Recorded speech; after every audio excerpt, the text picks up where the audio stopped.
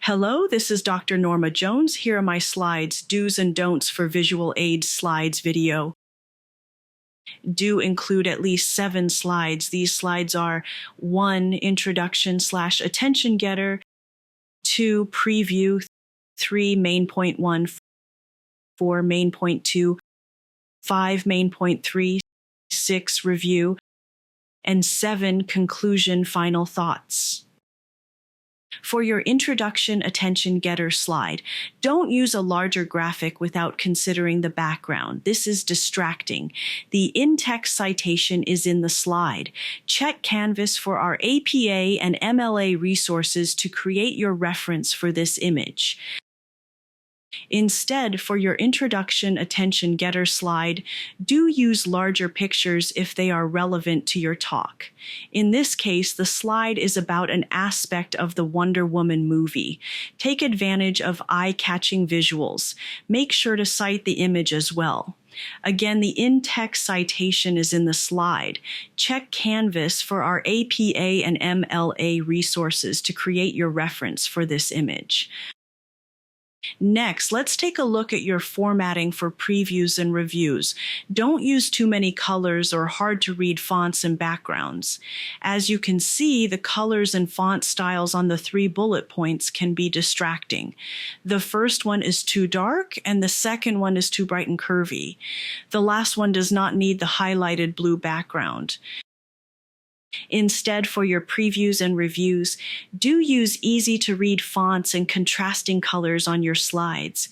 Also, use bullet points and short phrases to guide audiences instead of distracting them from your presentation. A good rule is no more than 6 lines of text by 6 words per line.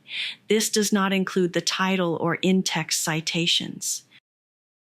Next, let's consider the number of words and combining images and words on your slides. Don't pile too many words on top of the picture. As you can see, some words are hard to read, which could distract and confuse audiences.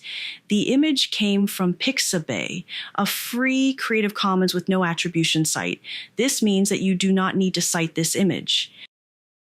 Also, don't use a background that blends with your text. We cannot see your text. Don't disregard your background graphics.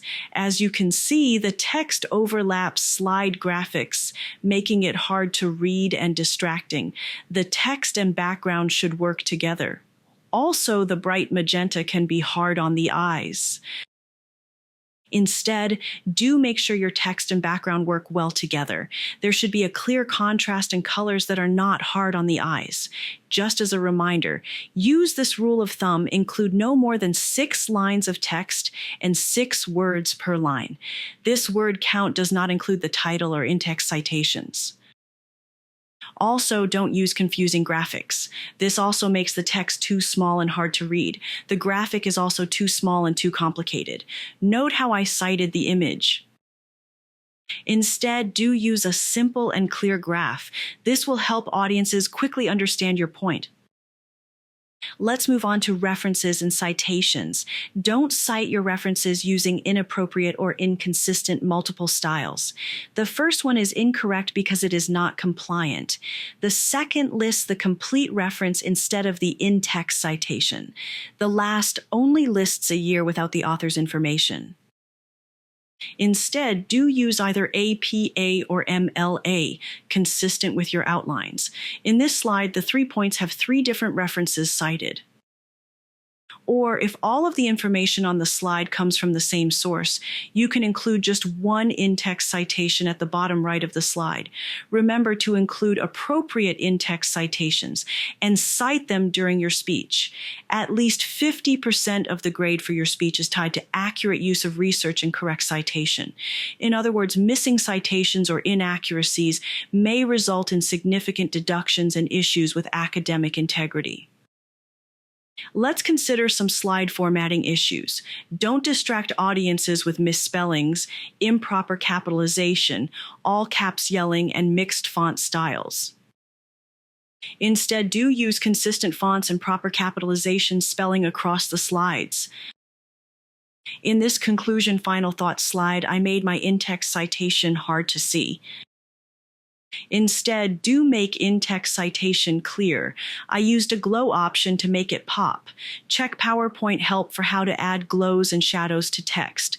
As a reminder, don't add a reference slide.